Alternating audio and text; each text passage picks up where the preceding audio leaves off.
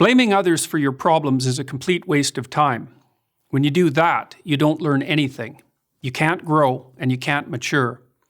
Thus, you can't make your life better. In my 3 decades as a professor and clinical psychologist, I've learned that there are 2 fundamental attitudes toward life and its sorrows. Those with the first attitude blame the world. Those with the second ask what they could do differently. Imagine a couple on the brink of divorce. They're hurt and angry. The unhappy, bitter husband recalls the terrible things his wife has done and the reasons he can no longer live with her.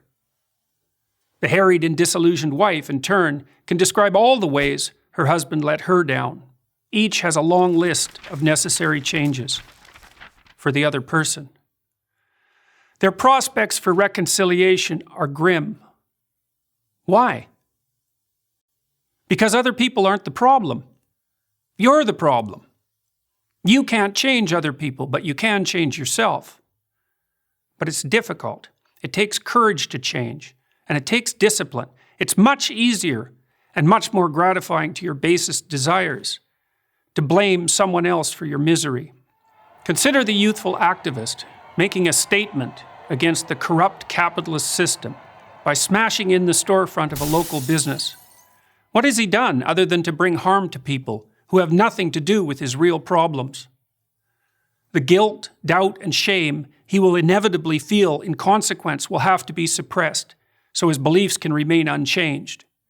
And that suppression will do nothing but foster his anger and alienation. In the play The Cocktail Party by American English poet T.S. Eliot, one of the characters is having a very hard time of it.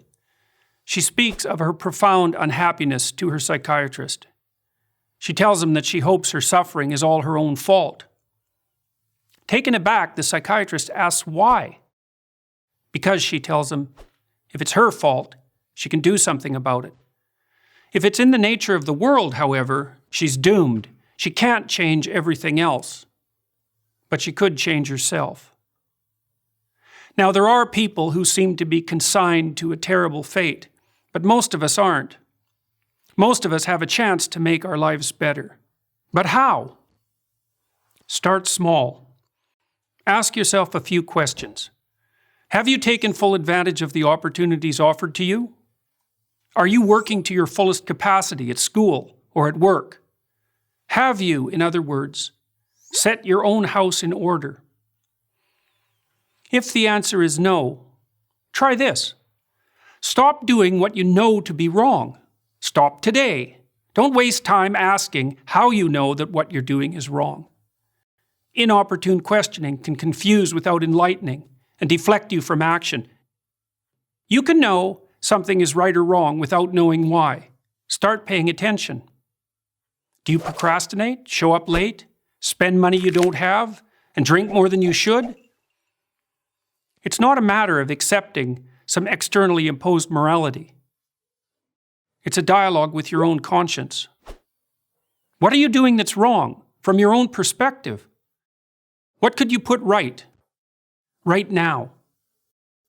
Get to work on time. Stop interrupting people. Make peace with your siblings and your parents. Diligently utilize everything you already have at hand. If you do those things, your life will improve. You'll become more peaceful, productive, and desirable. After some days or weeks or months of attentive effort, your mind will clear. Your life will become less tragic, and you'll become more confident. You'll start seeing right from wrong more clearly. The path in front of you will shine more brightly. You'll stop getting in your own way. Instead of bringing trouble to yourself, your family, and your society, you'll be a positive and reliable force. Your life will still be difficult. You'll still suffer. That's the price of being alive. But maybe you'll become strong enough to accept that burden, and in that fashion, even come to act nobly and with purpose. The proper way to fix the world isn't to fix the world. There's no reason to assume that you're even up to such a task, but you can fix yourself.